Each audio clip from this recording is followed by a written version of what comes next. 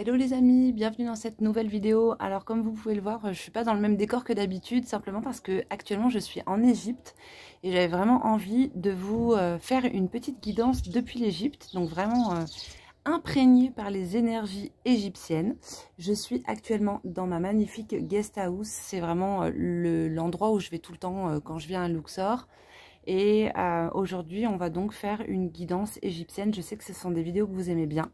Donc vous avez donc 3 choix ici avec deux oracles différents. On a un premier oracle avec cette femme égyptienne qui est l'oracle de divination égyptienne.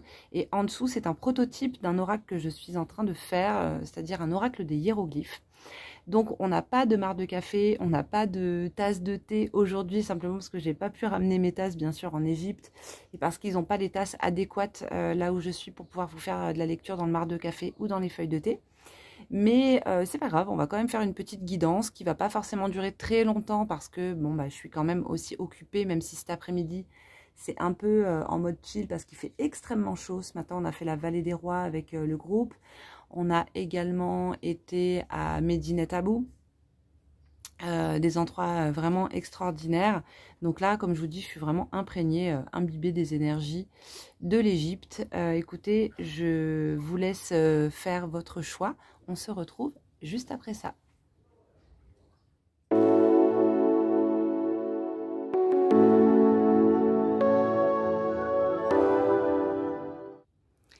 C'est parti pour le choix numéro 1. Je suis désolée, il y a un petit peu de reflet, mais je me suis mise vraiment là où je pouvais. Donc, on va commencer. On va tout de suite découvrir les cartes que vous avez choisies. Donc, on a la carte Vérité et Justice, ici. Magnifique carte. On a Tepi A Kentet, qui veut dire prédécesseur de Kentet. Donc là, c'est vraiment selon l'ancien calendrier égyptien.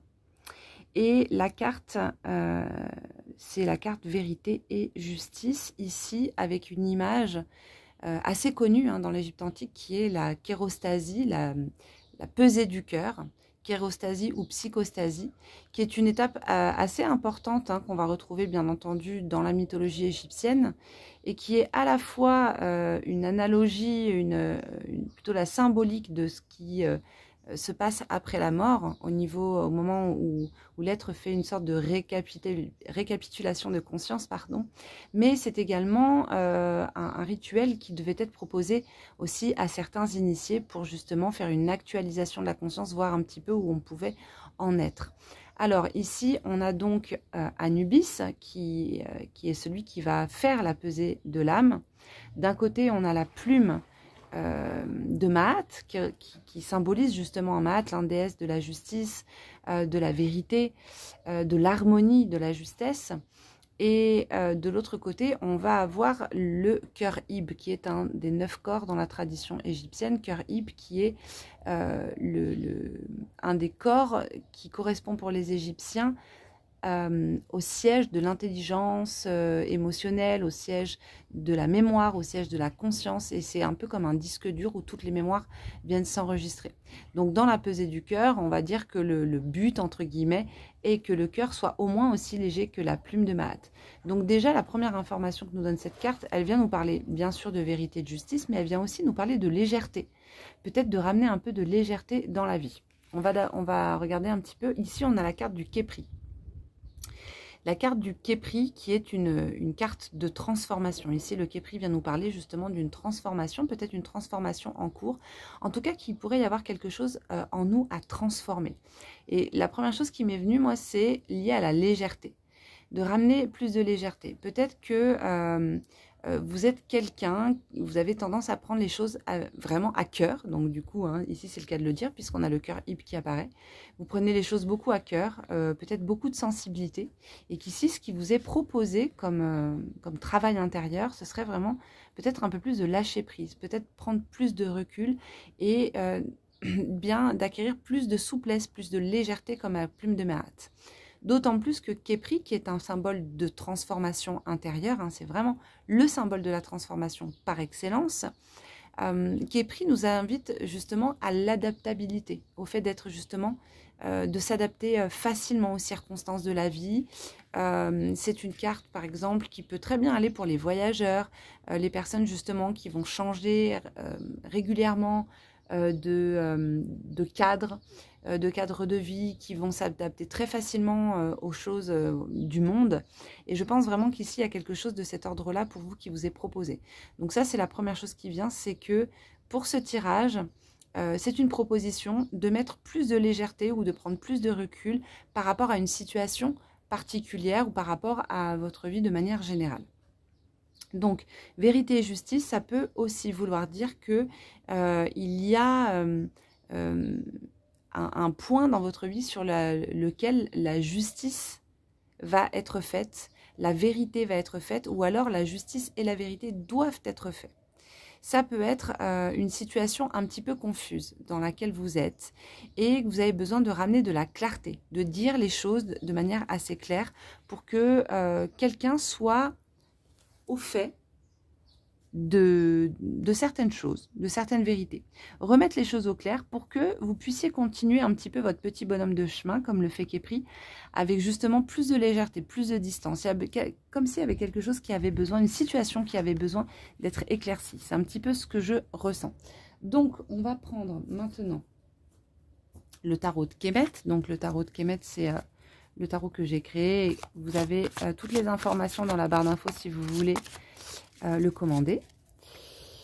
Et je crois d'ailleurs qu'il ne reste plus beaucoup d'exemplaires. Donc je vous le dis parce que dernière news, ça s'était quand même vraiment bien écoulé. Alors bien sûr, je rappelle vraiment que les guidances ne s'adressent pas à chaque fois à tout le monde, bien sûr, c'est impossible.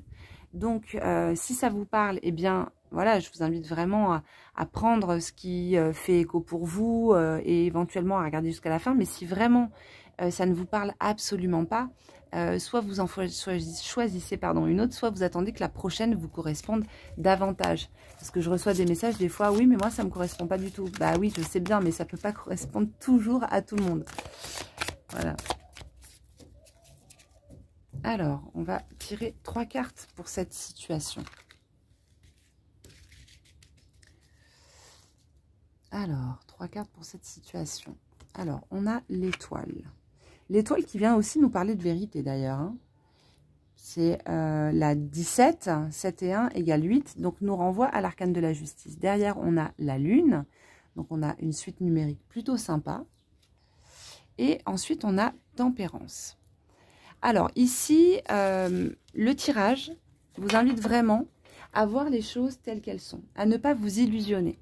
À sortir quelque part des choses qu'on peut se raconter à soi-même. Vous savez, des fois, on se fait des petits arrangements à nous-mêmes, on se raconte un peu des histoires, parce que des fois, ça fait du bien aussi, hein, simplement, hein, il n'y a pas de jugement par rapport à ça.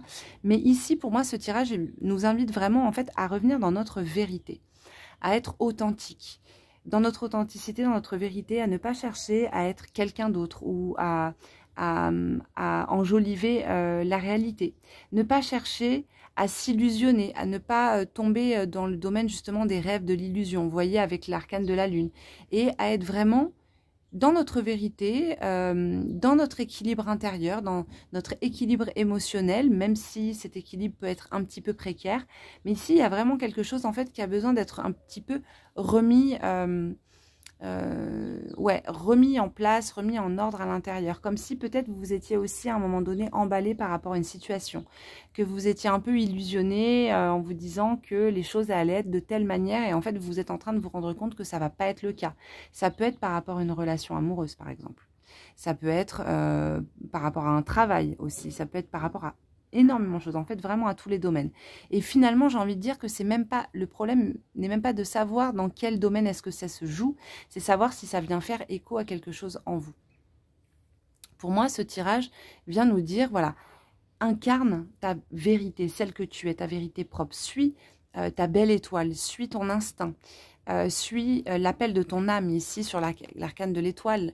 Derrière, on a ce petit, le bas qui est donc cet oiseau à tête humaine qui représente aussi notre âme et qui nous invite vraiment à être pleinement qui nous sommes, à ne pas chercher, à ne pas jouer, à ne pas mettre trop d'apparat en fait, hein, d'être vraiment un peu dans notre vérité intérieure. Et c'est là où Khepri va nous emmener par rapport à cette transformation, parce que j'ai l'impression qu'il y a quelque chose qui est en train de se dépouiller, que vous étiez comme si vous étiez en train de vous dépouiller, vous délester de choses dont vous n'avez plus besoin. Derrière, on a donc cet arcane de la lune qui nous invite vraiment à plonger dans notre intériorité. Et en plus, on a Nephthys qui apparaît derrière sous l'arcane de tempérance. Nephthys qui est la déesse qui va nous permettre de nous orienter dans notre inconscient au niveau de la psyché. Elle va aussi nous faire visiter le domaine des rêves. Donc, elle va vraiment nous connecter à l'inconscient profond. Nephthys, c'est le premier ange qui apparaît dans l'histoire, en tout cas en Égypte, avec ses grandes ailes. Alors là, il va y avoir la prière. Donc, désolée, je vais parler un petit peu plus fort. Mais ce que vous entendez derrière moi, c'est la prière. On sort de l'Aïd, en plus, en Égypte. Donc, je vous disais, voilà, que ici, il y a vraiment une invitation à la transformation. On passe de l'étoile à la lune, c'est-à-dire qu'on passe aussi à rétablir peut-être quelque chose de plus juste pour vous. C'est-à-dire que l'étoile, elle donne énormément. Et l'étoile, elle peut vite s'épuiser. Donc, elle doit apprendre à s'abreuver à sa propre source sans s'épuiser, tout en continuant à donner, à déverser, vous voyez, ses eaux dans le Nil, on pourrait dire, dans les eaux collectives. Donc, il y a quelque chose qui donne énormément, mais il faudrait que les choses elles soient peut-être un peu plus justes pour vous. C'est-à-dire qu'à force de donner, on finit par s'épuiser. On attend en plus souvent des choses en retour, ce qui n'est pas forcément souhaitable, en tout cas pas toujours souhaitable. Mais ici, déjà, c'est la première chose que moi je vois, c'est rétablir un peu de justice par rapport à ce que vous donnez. C'est-à-dire arrêter de donner sans compter et surtout, en plus, après, il peut y avoir une sorte d'aigreur à se dire, oui, mais moi, je donne et qui me donne en retour? Si on donne, bien sûr, à ce point-là, la question à se poser, c'est pourquoi est-ce que je donne? Pourquoi est-ce que je donne autant et pourquoi est-ce que je vais m'épuiser autant? Pour quelle raison? Qu'est-ce que j'attends? De quoi est-ce que j'ai besoin en retour? Est-ce que c'est de l'amour? Est-ce que je cherche à recevoir de l'amour? Et dans ce cas, eh bien, rétablir dans le quotidien ce qui, pour vous, en fait, n'est pas équitable. Voilà. Derrière, avec la lune nous invite vraiment à plonger aussi dans notre inconscient pour aller voir quels sont les mécanismes aussi qui sont derrière ce besoin de donner énormément. Quels sont les mécanismes? Est-ce que ce don est un don de pure générosité ou est-ce que, comme je vous le disais tout à l'heure, vous attendez quelque chose en retour? Et là, le tirage nous invite vraiment à être honnête avec nous-mêmes et bien entendu sans jugement. Simplement observer ce qu'il se passe à l'intérieur. Ensuite, on a tempérance. Donc tempérance, comme je vous disais tout à l'heure, elle va vraiment... c'est Nephthys là qui vient un peu à votre aide et qui va vraiment vous aider à vous orienter dans votre inconscient, dans les eaux troubles de votre obscurité pour que vous puissiez justement remettre de l'ordre dans ce qui a besoin d'être remis en ordre. Vous voyez? Donc, hop, on va prendre maintenant, pour avoir un petit peu plus de précision, on va prendre un égyptienne Lenormand. Donc, c'est un Lenormand, mais qui est lié à la tradition égyptienne. Voilà, donc ça va être intéressant de voir un petit peu ce qui sort, même au niveau des symboles. Et on finira bien sûr par mes chers hiéroglyphes. Alors, ok, on a donc le chien. Ok, 28 et 29, donc je vais vous dire exactement à quoi est-ce qu'elles correspondent, parce que c'est vrai que je les ai regardées tout à l'heure, mais je n'ai pas tout retenu et elles ne sont pas toutes évidentes tout de suite. Donc la 28, c'est l'homme et la 29, c'est la femme. Ok. Et avant, on a aussi le chien. Le chien qui va être celui qu'on va voir comme étant le fidèle compagnon, l'ami, le fidèle compagnon. Il pourrait y avoir aussi une histoire, quelque chose à remettre en place entre peut-être votre couple et un ami, quelqu'un proche de vous, peut-être quelqu'un justement qui vous prendrait beaucoup d'énergie et qui aurait besoin en fait de remettre un petit peu les choses en ordre et les choses à leur place. Un ami qui est voilà, qui est un ami fidèle peut-être, mais un ami qui a beaucoup d'attentes ou beaucoup de demandes vis-à-vis de vous et qui vous demande quand même de dépenser pas mal d'énergie. Ça peut être quelque chose aussi qui pourrait être lié à ce tirage. Aussi peut-être une personne qui pourrait aussi eh bien, tourner un petit peu autour de votre couple. Donc une personne proche, c'est-à-dire amie, femme ou homme. On a aussi ici, on peut observer qu'on a quand même deux chiens, deux Anubis qui apparaissent. On a Anubis sur la carte ici, vérité et justice. Et on a un chien qui apparaît ici sur la carte 18. Le chien en Égypte, de toute manière, va faire référence à Anubis. Quand on va trouver un chien dans les rêves, en général, il fait aussi référence au passeur. Il y a peut-être quelque chose à rétablir aussi dans votre couple. C'est-à-dire que ici, le chien, s'il apparaît, c'est qu'il vient ouvrir pour vous une voie au niveau du couple qui peut être soit une voie de réconciliation en remettant de la vérité et de la justesse, de la justice dans votre couple, c'est possible. Mais en tout cas, il y a quelque chose, selon moi, qui a besoin d'être rétabli à ce niveau-là. Peut-être aussi que vous cherchez à avoir la vérité par rapport à quelque chose dans votre couple et que pour l'instant, c'est un petit peu compliqué pour vous. Mais si c'est le cas, vous avez Nephthys qui va pouvoir aussi vous aider. Donc vraiment demandez intérieurement à ce que la vérité, à ce que les voiles soient levés pour justement accéder à cette vérité. Si vous êtes prête ou prête à l'entendre, bien entendu. Qu'est-ce qu'on a d'autre ici avec Anubis?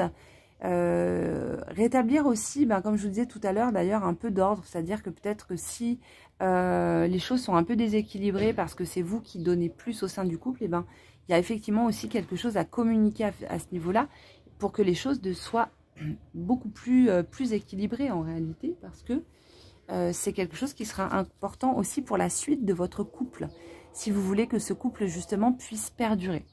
Enfin, en tout cas, concernant ce tirage, moi, ce qui ressort pour moi vraiment, c'est qu'il y a une transformation intérieure qui est à faire afin pour vous de ne pas retomber à chaque fois dans ce schéma d'excès qui partent dans l'excès de ce que vous pouvez donner aux autres, de ce que vous pouvez faire pour les autres, parce qu'il y a quelque chose qui, selon moi, est déséquilibré.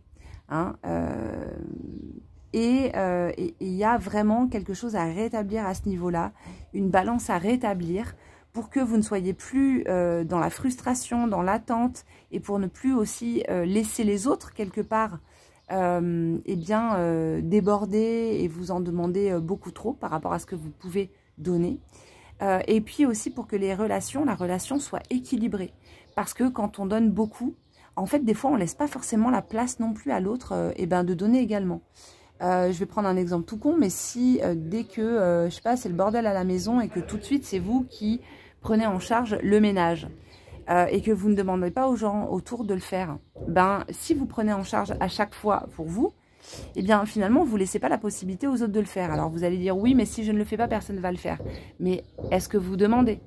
Si vous me dites, oui, je demande, est-ce que vous demandez les choses de manière suffisamment claire, suffisamment précise pour que ce soit fait, pour qu'il y ait vraiment de l'équité au sein de la maison? C'est vraiment un exemple, mais vous voyez ce que je veux vous dire, c'est qu'il faut que les choses, elles soient clarifiées. Avec l'arcane de la lune, on est dans des choses voilées, on est dans une communication qui n'est pas suffisamment claire.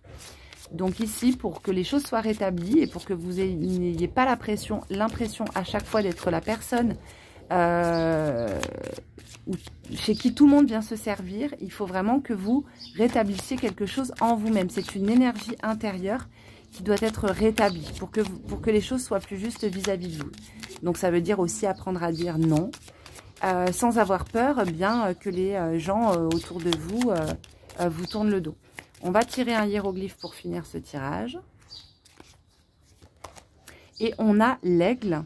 Alors, l'aigle, c'est la lettre A dans l'alphabet hiéroglyphique. Mais il va plutôt correspondre, en fait, c'est plutôt le vautour d'ailleurs. Plutôt un vautour.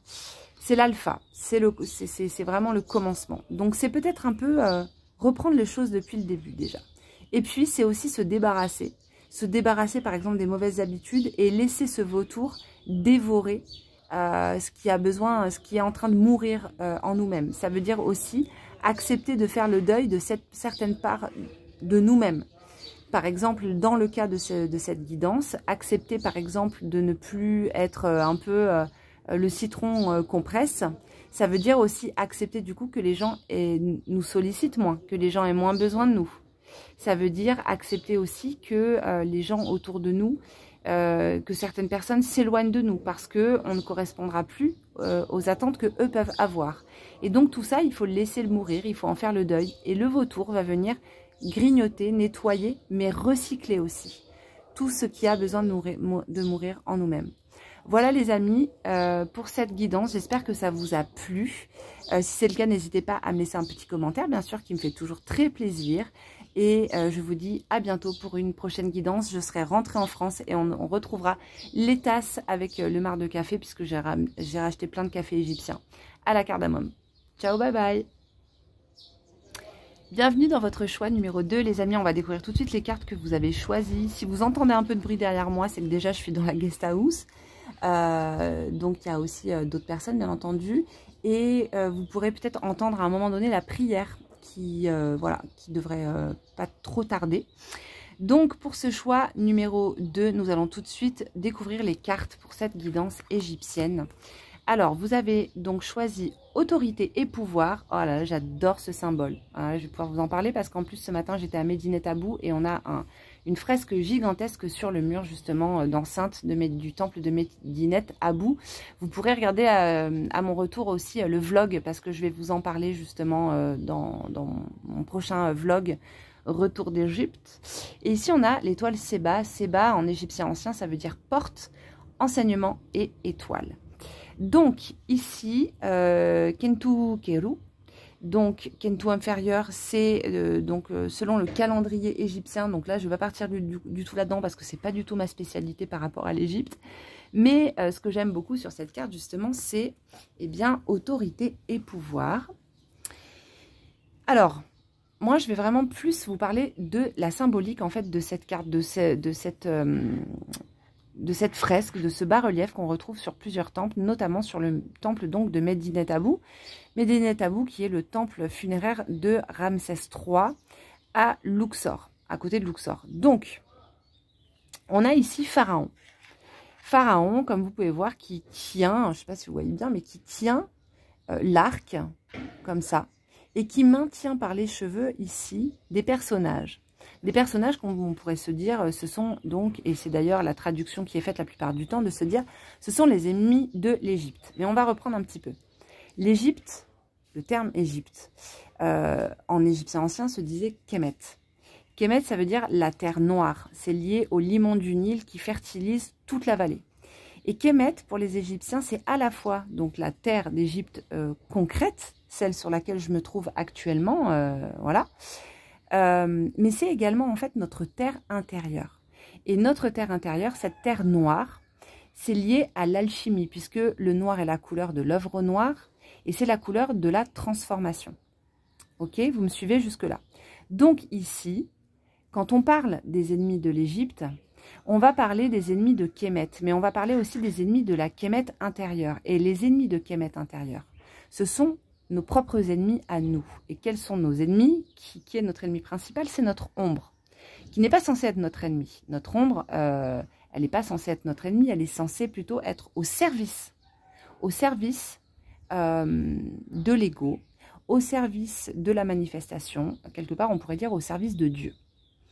Mais malheureusement, la plupart du temps, eh bien, notre ombre, elle est justement laissée dans l'ombre, puisque la plupart des gens sont complètement coupés en fait de leur inconscient, de leur monde invisible, des mondes invisibles qui sont à l'intérieur de nous-mêmes. Et donc, l'ombre va prendre le dessus, va se projeter à l'extérieur, comme j'en ai déjà parlé. Et c'est justement ce qu'on va retrouver en psychanalyse jungienne. Hein. C'est justement le processus d'individuation qui va passer par le fait de mettre de la lumière sur nos ombres. Quelque chose qui est quand même assez ardu, hein, bien entendu, mais qui est nécessaire dans le processus d'évolution et qui, pour les Égyptiens de l'Antiquité, était absolument fondamental. Donc ici, on a Pharaon. Pharaon qui est le gardien de l'Égypte, qui est le gardien de Kemet, qui est le gardien de la Haute-Égypte, donc au sud, et de la Basse-Égypte au nord, qui représentent toutes deux justement les deux terres d'Égypte, et les 2 terres intérieures, donc ombre et lumière, masculin, féminin, etc., etc. Et ici, en fait, eh bien, on voit que Pharaon, il domine ses instincts primaires, il domine ses ombres, il domine en fait toutes ces multifacettes qu'on voit ici. Vous voyez, il y a plein de bras différents avec différentes couleurs. Ce sont toutes ces multifacettes de notre être sur lesquelles en fait Pharaon a une maîtrise. Et c'est ce qui va lui permettre de maintenir l'harmonie dans le royaume, donc de Kemet, harmonie qui a quand même duré pendant plus de 3500 ans, ce qui est quand même absolument extraordinaire quand on voit le chaos que notre civilisation a généré en peu d'années. Parce que, tel un chaman, il va maintenir l'harmonie entre la terre et le ciel, parce qu'il maintient l'harmonie en lui-même. Voilà. Donc ça, c'est vraiment ce que je voulais vous dire par rapport à autorité et pouvoir. Et aujourd'hui, je pense que c'est vraiment ça dans cette guidance égyptienne. C'est une invitation à être le gardien de votre harmonie intérieure, à aller à la rencontre de ces ombres, pas n'importe comment, parce que ça peut être dangereux. Il faut faire attention, le domaine de l'ombre, c'est un domaine qui peut être dangereux. Le shadow work à toutes les sauces aujourd'hui, c'est quelque chose qui peut être dangereux, parce que si vous n'êtes pas bien accompagné ou si vous faites les choses en allant trop en profondeur, sans savoir exactement où est-ce que vous allez, vous pouvez vous perdre, enfin voilà, il y a quand même des risques. Mais cette guidance nous dit que si on arrive à entrer en relation et si on arrive à cette maîtrise, ça va nous donner accès à quoi? Ça va nous donner accès à Séba. Séba qui est justement cette porte des étoiles. Donc, la porte, Séba, l'enseignement et le terme étoile. Donc, quand on a Séba qui apparaît dans un tirage, c'est une porte qui s'ouvre. C'est une nouvelle porte qui s'ouvre pour nous. Derrière cette porte, il peut y avoir les étoiles, bien entendu. Et derrière cette porte, il y a un enseignement à apprendre. Et là, c'est comme si vous étiez au seuil d'une nouvelle initiation dans votre vie. Ce tirage peut aussi vous inviter à mettre un peu plus d'autorité dans votre vie, en vous-même.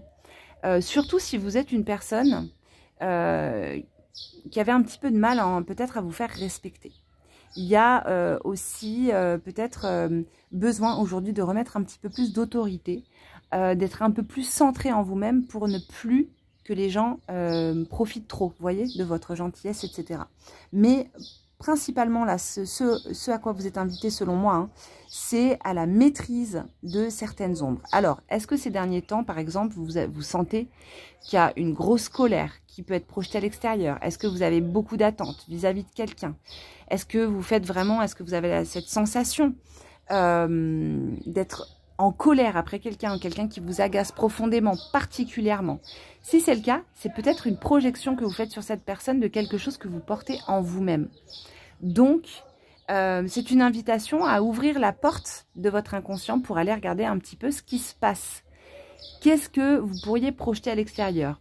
Si quelqu'un vous énerve, vous met en colère, pourquoi est-ce que cette personne vous met en colère? Est-ce que il pourrait y avoir chez cette personne quelque chose que vous portez en vous-même, sans vous juger, mais simplement, voilà, essayez d'observer.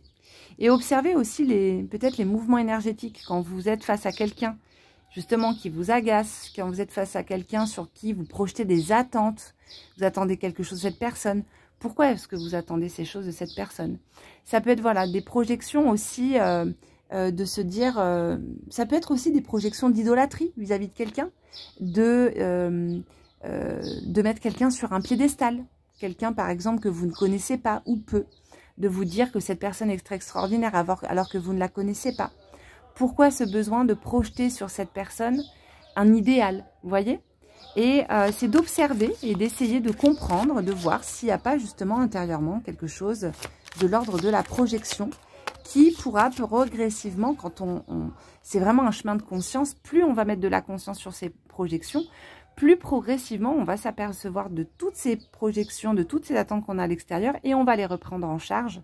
Et je peux vous dire que là, à partir de ce moment-là, la vie change littéralement. Le rapport aux autres change littéralement. Le rapport dans le couple change littéralement. Mais c'est important que chacun puisse reprendre en charge ce qui lui appartient. Et ça vous permet, eh bien, justement, d'instaurer, de remettre cette autorité et de reprendre votre pouvoir personnel. Et c'est très, très, très important. Ah, voilà, on a la justice qui saute. Donc, la justice qui vient remettre de l'ordre, qui vient remettre de l'équilibre. Hein, Maat, la déesse de l'harmonie et de l'équilibre. Qu'est-ce qu'on a d'autre? On a ici la maison Dieu avec le pilier Djed qui vient nous rappeler aussi qu'il est important de se redresser intérieurement. Vous voyez ici, Pharaon, autorité et pouvoir, se redresser, reprendre son pouvoir personnel. Reprendre son pouvoir personnel, c'est aussi décider pour soi-même. Vous voyez, ne plus donner son pouvoir aux autres. Moi, je sais, par exemple, je vais vous dire quelque chose, je reçois énormément de messages depuis que j'ai reçu ma chaîne YouTube, et particulièrement depuis une dizaine de jours. Et je reçois beaucoup d'emails de personnes, peut-être que vous en faites partie, qui me disent, voilà, qui me demandent des précisions par rapport au tirage, par rapport à eux personnellement. Alors déjà, c'est quelque chose que je ne fais pas. Je ne fais pas de divination individuelle pour les gens. En plus de ça, en ce moment, je ne fais pas de consultation privée. Et je ne peux pas répondre, bien sûr, à ce genre de demande individuelle parce que sinon, j'en finis pas et que je travaille aussi à côté, je travaille beaucoup. Mais en fait, quand les personnes viennent me demander, par exemple, où est-ce que je dois déménager par rapport justement au lieu de vie, à cette vidéo sur le lieu de vie. Où est-ce que je dois déménager? Dites-moi où est-ce que je dois aller. En fait, ces personnes, elles me donnent littéralement leur pouvoir personnel de décision, leur libre arbitre. Parfois même, j'ai des personnes qui m'envoient des mails qui sont extrêmement touchants, hein, qui me touchent énormément, où vraiment, elles me racontent en fait tout leur parcours. Ces personnes me donnent en fait toutes les clés, si j'étais mal intentionnée, pour me servir en fait de tout ce qu'elles me disent. Pour faire en fait, je pourrais faire des choses, comme je vous disais, mais si j'étais mal intentionnée, parce que ces personnes en fait me donnent quelque part un peu leur pouvoir personnel. Et là, ici, ce qu'il s'agit de faire, c'est de le reprendre, ce pouvoir, de ne plus le laisser à qui que ce soit. Vous voyez? Et moi, je pense que il y a vraiment un enseignement à aller chercher par rapport à cela, par rapport aussi au pourquoi est-ce que pendant longtemps, j'ai laissé mon pouvoir aux autres. Pourquoi est-ce que je pouvais avoir peur de prendre mon pouvoir? Parce que finalement, quand on récupère son pouvoir, ça veut dire aussi qu'on grandit, qu'on devient quelqu'un de plus mature. Ça veut dire qu'on vieillit, entre guillemets. Et ça veut dire qu'on passe de l'enfant, dont les parents vont s'occuper, à une personne qui va être pleinement responsable. Et c'est dur d'être quelqu'un de responsable. C'est dur parce que du coup, ça veut dire qu'on est responsable de nos actes, responsable de nos paroles. Et que du coup, eh bien, quand on prend une décision, on est pleinement responsable. Et si ça ne va pas dans le sens qu'on voudrait, eh bien, on est responsable de cela. Et on ne peut plus justement le projeter sur quelqu'un d'autre en disant « Tu m'as dit ça, j'ai fait ça et ça n'a pas marché. » Vous voyez? Donc là, c'est vraiment, voilà, ça va être important. Ah bah, vous voyez, le battleur. Le battleur, justement, c'est l'enfant hein, du tarot. C'est vraiment cet être en devenir qui a tous les potentiels. Mais justement, le battleur, il pourrait avoir une petite tendance à laisser son pouvoir. Parce que justement, il est dans l'hésitation, parce qu'il a du mal à faire des choix, il a du mal à prendre des décisions. Parce qu'il est encore dans cette énergie un peu de l'enfance. Et peut-être que c'est aussi parce que peut-être vous avez manqué d'affection, que vous avez manqué de tendresse, manqué d'amour quand vous étiez enfant. Que vous avez manqué justement de cadres qui vous permettent aujourd'hui de prendre des décisions sereinement et avec toute votre maturité, vous voyez. Donc, il y a quelque chose de... C'est pas de votre faute, hein, vous n'êtes pas responsable de cela. Mais aujourd'hui, étant donné que vous devenez quelqu'un d'adulte, eh bien, vous allez devoir reprendre en charge ces choses-là. Voilà, je ne sais pas si ça vous parle. Hein. Si ça ne vous parle pas, bien sûr, c'est que cette guidance ne vous est pas forcément adressée. On va prendre le Égyptien, le Normand, et on va regarder, on va faire un petit tirage à 3 cartes pour voir s'il y a des précisions.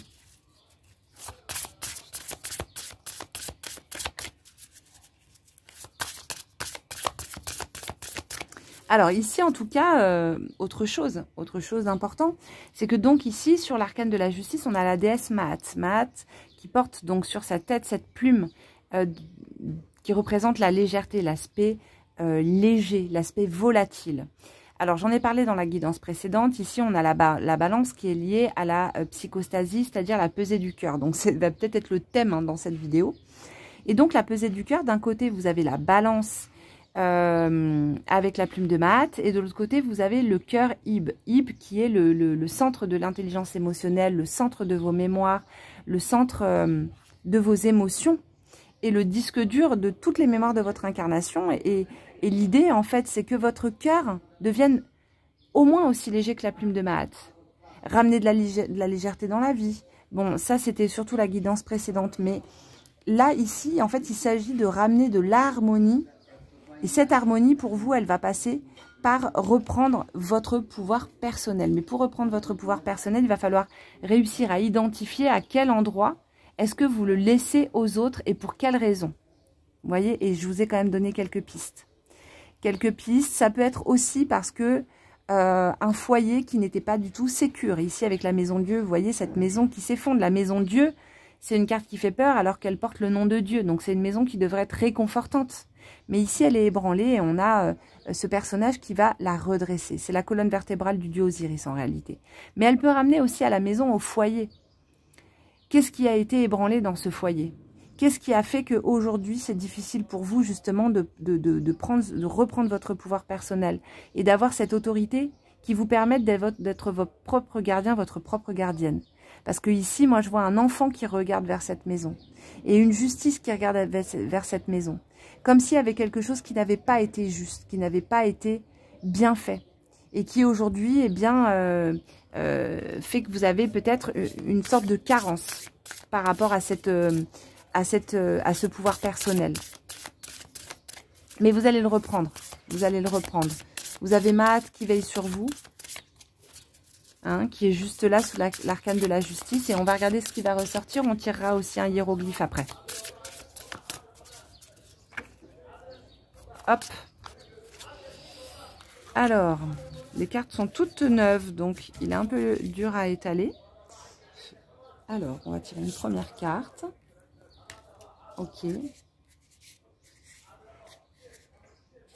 Une deuxième.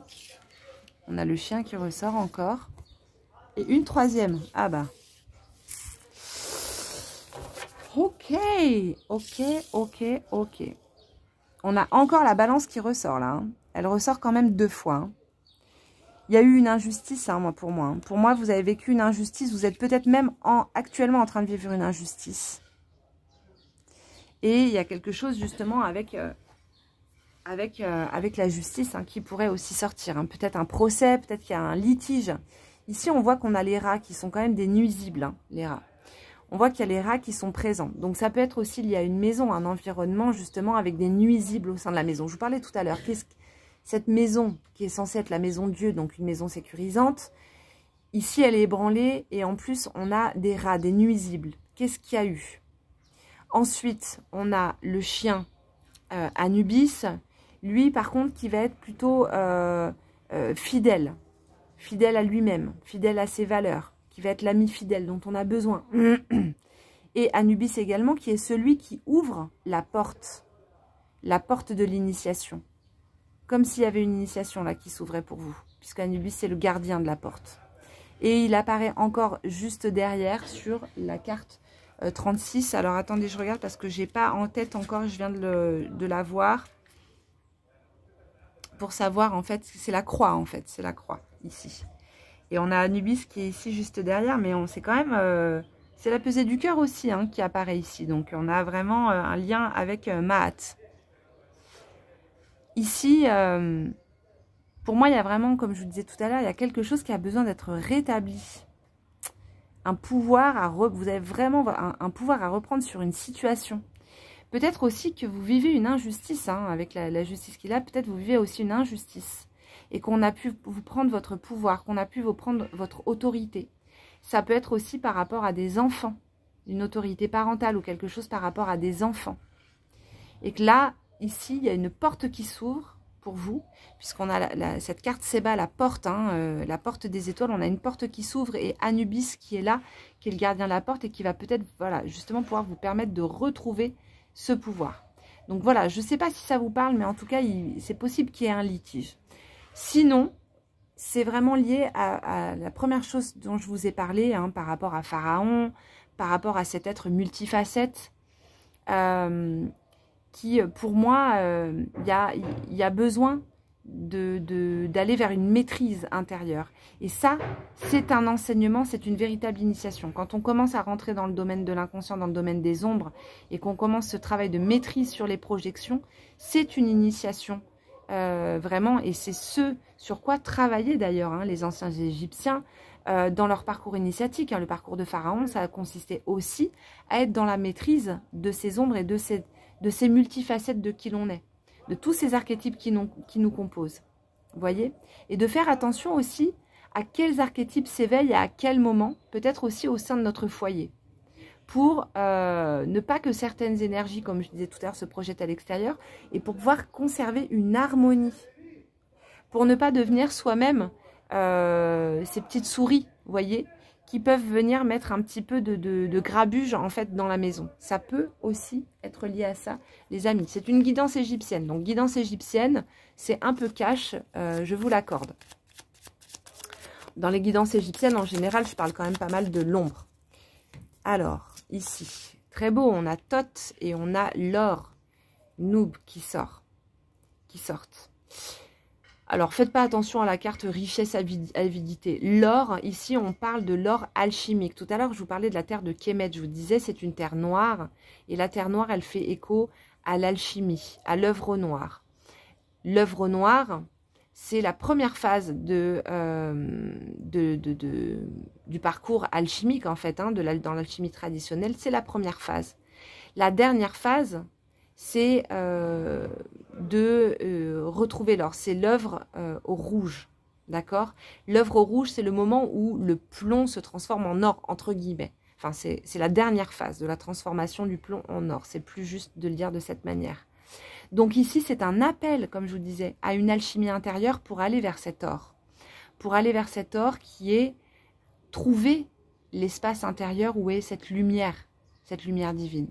Mais pour ça, on va devoir affronter ces ombres, comme Pharaon l'a fait aussi avant nous, pour pouvoir régner sur ce royaume de Kemet, et pour pouvoir être son propre gardien. Et derrière, on a Thoth, qui est le dieu de la transmission, donc c'est vraiment... Thoth, il enseigne, c'est un maître enseignant, et c'est rigolo qu'il sorte alors qu'on a sorti l'étoile Séba, parce que pour moi, c'est comme si vous étiez vraiment à un moment, un carrefour de votre vie, où vous êtes appelé justement à vivre cet enseignement de la transformation alchimique. Donc, ce qui pourrait être sympa d'ailleurs pour vous, ce qui pourrait être intéressant pour vous, c'est de vous intéresser à l'alchimie traditionnelle, par exemple. Alors, soit l'alchimie opérative ou l'alchimie spéculative, c'est-à-dire l'alchimie spirituelle. Mais l'alchimie opérative, c'est l'alchimie des métaux, vraiment dans le travail de la matière. Donc, ça pourrait être intéressant pour vous intéresser à ça. Bon, je place ça au cas où, mais dans le tarot de Kemet, il y a un livre que j'ai écrit qui fait 222 pages, où vous avez vraiment les bases de l'alchimie si c'est quelque chose qui vous intéresse. Sinon, bien entendu, il y a aussi plein de livres qui existent qui sont très intéressants et qui vous donneront plein de précisions par rapport à l'alchimie. Voilà les amis, j'espère que cette guidance vous a plu, vous a parlé. Si c'est le cas, n'hésitez pas à me laisser un petit message comme d'habitude, vous abonner à ma chaîne et on se retrouve très vite pour une prochaine guidance. Bye bye! Les amis, bienvenue dans cette guidance, dans ce choix numéro 3. On va tout de suite découvrir les cartes que vous avez choisies. Je vous rappelle que tous les tirages ne peuvent pas correspondre, bien entendu, à tout le monde. Donc, si vous voyez que ça ne résonne pas pour vous, eh bien, soit vous choisissez un autre choix, ou sinon, une prochaine guidance sera vous sera peut-être plus destinée, pardon. Donc voilà, ceci étant dit, on va tout de suite découvrir les cartes. Pardon, j'ai le cerveau un peu ramolli, mais ici il fait une chaleur de ouf à Luxor. Je sais pas combien il fait aujourd'hui, mais il doit faire 43 degrés. Donc je suis un petit peu en nage. Donc qu'est-ce qu'on a? Arbre de vie et de sagesse, Tepi à Semed, prédécesseur de la corne. Alors moi, je vous avoue que je ne me fie pas forcément à ce qu'il y a en haut de la carte, parce que là, ça c'est lié au calendrier égyptien. C'est pas du tout ma spécialité. Ici, on voit l'arbre de vie et de sagesse, qui est magnifique et qui est donc un sycomore. Un sycomore avec donc des fruits qui ressemblent, hein, c'est comme des figues. Donc on a 3 singes qui mangent, donc les singes qui sont les animaux hypostases, entre autres du dieu Thoth, qui est vraiment justement le dieu de la sagesse. qui sont en train de manger donc les arbres, les fruits, pardon. Oui. How much lemon juice? 3? Yes, no sugar. Shukran. Excusez-moi, j'ai commandé un petit jus parce que j'ai tellement soif que je veux me déshydrater. Donc j'étais en train de vous dire que ce babouin, donc ces babouins qui sont en train de manger, de goûter aux fruits de l'arbre de vie. C'est quand même un symbole qui est magnifique. Et donc dans la tradition égyptienne, on a des arbres. Alors vous pourrez regarder, la boutique sur mon site internet va bientôt rouvrir et j'ai fait une masterclass sur justement les déesses arbres, qui sont des déesses dont on parle très peu et qui sont justement qui sont liées à cet arbre, hein, le sycomore, mais aussi à l'acacia nilotica, qui est un arbre dont les fruits contiennent de la DMT, hein, donc c'est-à-dire que c'est une plante entéogène, donc qui permet d'entrer en connexion avec le monde des dieux. Et donc ici, ces arbres, ces déesses arbres, elles représentent aussi des portes vers le monde de la douate, donc vers un plan intermédiaire sur lequel on peut avoir accès à un enseignement particulier. De toute manière, le mot porte dans la tradition égyptienne, Seba veut dire également enseignement. Voilà, c'est le même mot, c'est Seba. Mais bon, bref, c'est pas le propos. Là, ici, c'est comme si vous étiez invité à vous nourrir de plus de sagesse. C'est-à-dire, je vais m'expliquer. C'est comme si vous il y allait avoir un appel intérieur, comme si vous étiez appelé à nourrir votre esprit avec des choses qui vont être liées à plus de spiritualité. Par exemple, si vous avez l'habitude de regarder beaucoup de divertissements, par exemple. Vous voyez, ici, peut-être que ce qui vous est proposé, c'est d'accéder à du contenu plus spirituel ou en tout cas peut-être plus intellectuel, de manière justement à nourrir une part de vous qui a justement besoin d'être nourrie. Donc ça, c'est la première chose qui vient pour moi. On va regarder l'autre carte ici. Ah, on a le hiéroglyphe Ré. Alors, le hiéroglyphe Ré, donc c'est une corde à 3 nœuds. Et cette corde à 3 nœuds, vous voyez, c'est une mèche de lampe. Donc, qui dit mèche de lampe dit lumière. Donc, on a la notion de lumière dans ce hiéroglyphe. Et les 3 nœuds correspondent aux trois plans, aux 3 mondes qui sont décrits par les Égyptiens. On a le premier plan qui est le plan terrestre, de l'incarnation terrestre. Ensuite, on a le plan intermédiaire de la douate, qui est donc ce que les Égyptiens, c'était l'au-delà, on va dire, pour les Égyptiens, un plan intermédiaire, mais l'au-delà, mais avec quand même plus de subtilité. C'est également quelque chose qui va être en lien avec l'inconscient collectif. Et également le domaine des rêves. Ok ? Donc c'est un petit peu plus subtil que l'au-delà, mais effectivement, on va pouvoir être en relation avec des défunts sur le plan de la douate. C'est également le plan sur lequel on va, quand on fait des sorties hors du corps, au départ, quand on commence dans les sorties hors du corps, c'est le plan auquel on va avoir accès. On va avoir accès à ce plan intermédiaire qui est très proche du plan terrestre, qui ressemble d'ailleurs beaucoup au plan terrestre, qui est décrit par les Égyptiens comme un plan qui ressemble beaucoup à l'Égypte. Hein. Il y a des champs de blé, etc., de sorgho, mais qui n'est pas exactement le plan terrestre, bien entendu, et donc qui va demander à ce qu'on emprunte un autre véhicule que le corps physique pour pouvoir se mouvoir dessus, bien entendu. Et le dernier, c'est le plan céleste, qui est encore un plan encore plus lointain, et quand on est en sortie de corps, ça va demander d'avoir accès à un autre corps bien spécifique. Si le sujet vous intéresse, j'ai fait sur ma chaîne YouTube, il y a des vidéos sur les sorties hors du corps et des liens avec la tradition égyptienne qui sont en lien avec les recherches et les expériences que j'ai pu faire en fait sur les sorties de corps et la tradition égyptienne, mes recherches personnelles. Donc ici, déjà avec la carte arbre de vie et sagesse nouée et reliée, c'est que aussi peut-être vous avez une sagesse à transmettre, quelque chose à transmettre, que vous avez peut-être un rôle à jouer, de relier les gens entre eux autour de quelque chose qui est lié peut-être à une forme de sagesse. Surtout, surtout, surtout si vous êtes une femme bien sûr et que vous transmettez des choses par rapport au féminin. Parce que l'arbre de vie et cet arbre de sagesse souvent est relié à des déesses, notamment la déesse Nout, notamment la déesse Hathor et la déesse Isis. Ok ? Donc, ça, c'est la première chose. Après, dans la tradition égyptienne, je le dis quand même ici parce que ça me semble être quelque chose d'important.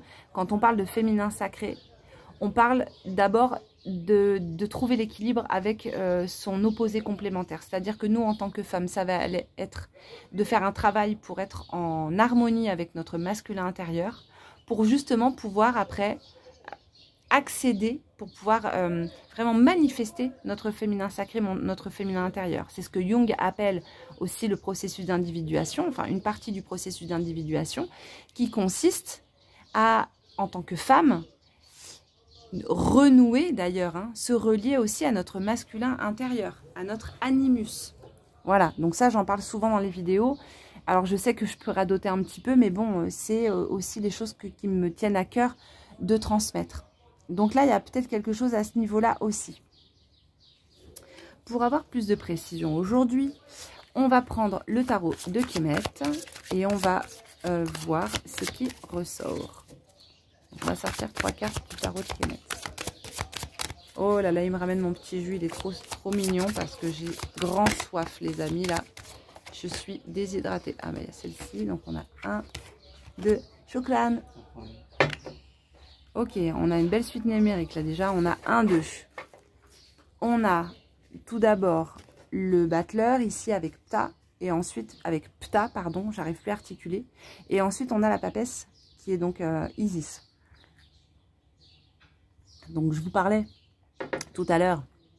Justement, alors je vous montre quand même. Ça c'est un pur délice. C'est des tout petits citrons verts qu'ils ont en Égypte. Qui pressent. Et ils ajoutent de la menthe, de l'eau bien fraîche. Et en fait, ils mixent le tout. Ils le passent et ça fait un jus comme ça, vous voyez, bien très citronné avec l'écorce. Et donc, il y a même l'huile essentielle à l'intérieur et c'est un pur délice. Moi, je demande sans sucre. Normalement, ils mettent un peu de sucre dedans. Moi, je préfère sans sucre, c'est plus désaltérant. Quand je vais en Égypte, je succule mon petit jus. Donc, on a donc ici le battleur, on a Isis. Et donc là, on est vraiment dans une progression, comme si vous étiez justement en train de progresser là sur votre voie. J'ai l'impression qu'il y a un bond qui est en train de se faire. Et on va choisir une dernière carte pour vous. Hop là. Et on a, ok, le chariot. Donc c'est l'initiation de Pharaon. Donc effectivement, ouais, il y a quelque chose à transmettre pour moi. Tout d'abord, ici, on a une énergie qui est concentrée. On a un départ, quelque chose de nouveau. Et en plus, on a ici ce battleur, ce personnage, ce Ptah qui regarde en direction de l'arbre de vie et de sagesse. Il porte en lui quelque chose, hein, le battleur. Il porte une forme de connaissance, il a déjà plein d'outils sur sa table. Mais il ne sait pas encore exactement comment est-ce qu'il va pouvoir les exploiter. Derrière, on va avoir la papesse qui est sous les traits d'Isis. Et Isis, c'est celle qui reçoit la connaissance de Thoth. Le dieu Thoth, donc le dieu de la sagesse, va lui transmettre la sagesse, la connaissance ultime, tous ses enseignements. Et donc ici, elle a sur les genoux un livre ouvert sans image, sans rien d'écrit, parce que sa connaissance vient d'ailleurs. Vous voyez? Sa connaissance vient d'ailleurs. Elle ne vient pas du mental. Ici, c'est une invitation à vous relier à cet arbre de vie, à cet arbre de sagesse. Ça peut être aussi faire un travail avec les ancêtres. Peut-être que vous êtes appelé justement en fait à renouer avec vos ancêtres, à renouer avec vos racines. Il peut y avoir quelque chose comme ça. Le battleur, c'est le 1, c'est le commencement. Ici, avec l'arbre de vie et ensuite avec le hiéroglyphe Ré, ça m'évoque vraiment aussi ce truc de renouer avec les racines, de renouer avec les ancêtres, avec une culture, d'apprendre. C'est pas quelque chose qui va se faire tout seul, vous voyez? Mais en tout cas, il y a peut-être un élan à renouer. Renouer avec une tradition. Peut-être reprendre même des études par rapport à une connaissance spécifique. Quelque chose que vous pourrez transmettre par la suite. Derrière, on a le chariot. Le chariot qui fonce. Lui, il va vraiment de l'avant. Avec son arc et sa flèche, il a un but précis. Son but, c'est lié au cœur. C'est viser le cœur. Viser le cœur, c'est-à-dire ouvrir son propre cœur et viser le cœur des autres également. On a dessus, sur l'arcane du chariot, on a le symbole ici du Sematawi, qui est donc l'union des deux terres, l'union des polarités opposées. Ici, je ne vais pas repartir sur justement cette union entre l'ombre et la lumière, le masculin et le féminin, etc. Parce que le tirage est un peu plus subtil que ça. Mais en tout cas, ici, ce qui vous est proposé, demandé, je ne sais pas, mais en tout cas, peut-être que c'est déjà en cours, c'est justement en fait de foncer. Que le projet que vous avez peut-être, ou en tout cas, si vous avez l'envie, le désir intérieur de transmettre quelque chose, eh bien, ici, c'est un grand oui. Vous avez les qualités nécessaires. Maintenant, il vous faut l'impulsion, et cette impulsion, elle est dans le chariot. Vous voyez? Donc, ça peut être aussi ce tirage, une forme de synchronicité, une forme d'impulsion, justement, pour que vous vous mettiez en marche, en route vers cela. Mais en tout cas, ouais, j'ai l'impression qu'il y a besoin de renouer avec quelque chose. Renouer peut-être avec des choses que vous étudiez avant et que vous aviez lâché, ou un projet que vous aviez et que vous avez lâché. Ça peut être ça aussi. Donc, pour préciser un peu le tirage, on va prendre le égyptienne, le normand. Donc, c'est des cartes... c'est dans le normand, mais à l'égyptienne, il est assez sympa. Ok. Donc ici, on va avoir le cavalier qui va venir apporter quelque chose. Peut-être une nouvelle, peut-être un message, je ne sais pas. Comme s'il y avait quelque chose qui arrivait dans votre vie. Quelqu'un qui arrive, peut-être quelqu'un qui est déjà arrivé, mais il y a quelque chose qui arrive.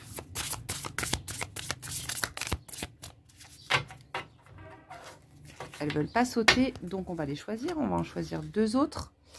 Alors, comme les cartes sont neuves, puisque ça fait pas longtemps que je l'ai celui-là. Bon, je l'ai quand même déjà testé. Hein. Vous n'êtes pas mes cobayes. Je l'ai testé, je l'ai trouvé plutôt cool. Alors, 2. Ok. Et la dernière. Oh là, mais alors lui, il est sorti. Alors, dites-vous bien, hein, Anubis, il est sorti à tous les tirages. Et c'est rigolo parce que...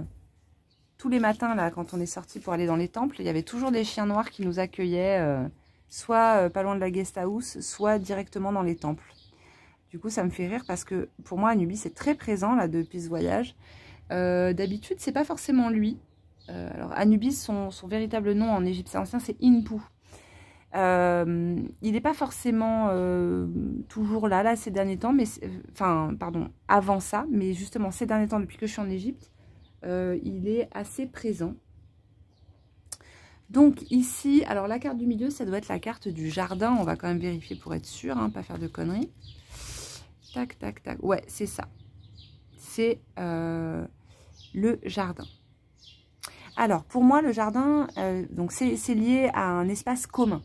Ça va être lié à un espace commun, peut-être un espace public. En tout cas, il y a quelque chose... comme si, en fait, vous étiez... Alors, peut-être que vous avez décidé, par exemple, de faire une conférence cet été ou de participer à un salon, quelque chose peut-être en plein air, au niveau public. Et que vous avez reçu une confirmation, que c'était bon pour vous, que vous alliez pouvoir le faire. Si c'est le cas, en tout cas, avec Anubis qui est là, c'est quelque chose qui va être important pour vous, pour continuer. En tout cas, il pourrait y avoir quelque chose de l'ordre de la transmission. Ici, c'est comme s'il y avait un messager. Alors, ça peut être un messager intérieur aussi. Hein.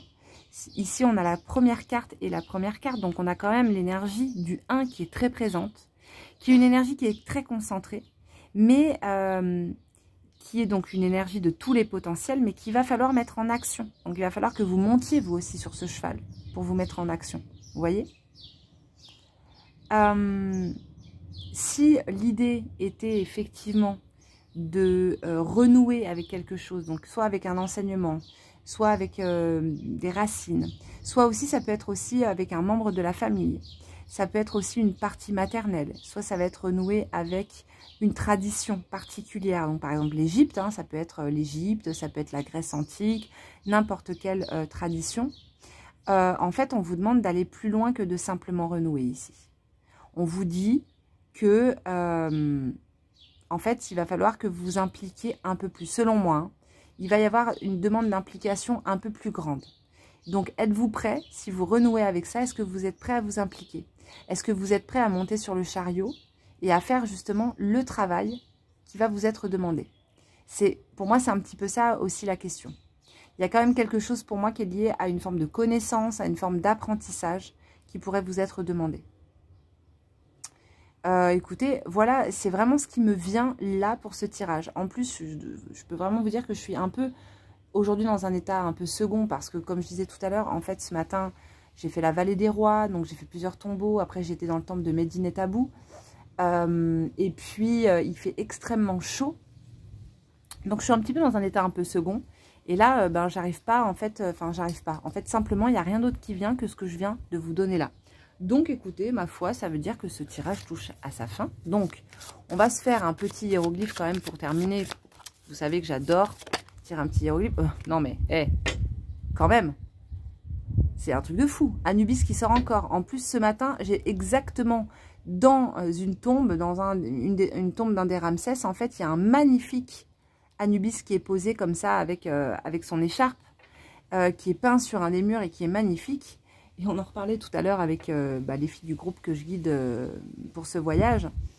Et donc ici, effectivement, hein, il y a un truc de l'ordre comme si vous étiez guidé. Il a vraiment sauté du paquet. Bah, d'ailleurs, j'en tire une. Je pense que ça devrait suffire. Voilà, hein, clairement, pour moi, là, vous êtes guidé, vous êtes amené vers quelque chose qui va être vraiment important. Si c'est de l'ordre des racines, de la famille, des ancêtres, franchement, ne vous posez pas trop de questions. Hein. Anubis est là, il vous ouvre la voie, il termine le tirage du Lenormand. Voilà, tout est ouvert. Un chariot, c'est magnifique. Vous montez sur votre chariot, vous reprenez les rênes, vous foncez. Là, pour moi, franchement, c'est un très très beau tirage qui devrait vous amener, en tout cas, je vous le souhaite, vers quelque chose de beau, quelque chose de grand, en tout cas quelque chose qui puisse aussi nourrir votre âme. C'est quelque chose qui va être très très très important pour vous, selon moi. Voilà les amis, j'espère que cette guidance vous a plu. Si c'est le cas, n'hésitez pas à me laisser un petit commentaire, ça me fait absolument plaisir. Vous abonner à ma chaîne. Et dans la prochaine guidance, bien sûr, on retrouvera le marc de café, puisque j'ai acheté plein de café égyptien à la cardamome, du thé, etc., etc., dès que je rentre chez moi dans quelques jours. Voilà, j'espère que ça vous a plu et je vous dis à très vite pour une nouvelle guidance. Bye bye!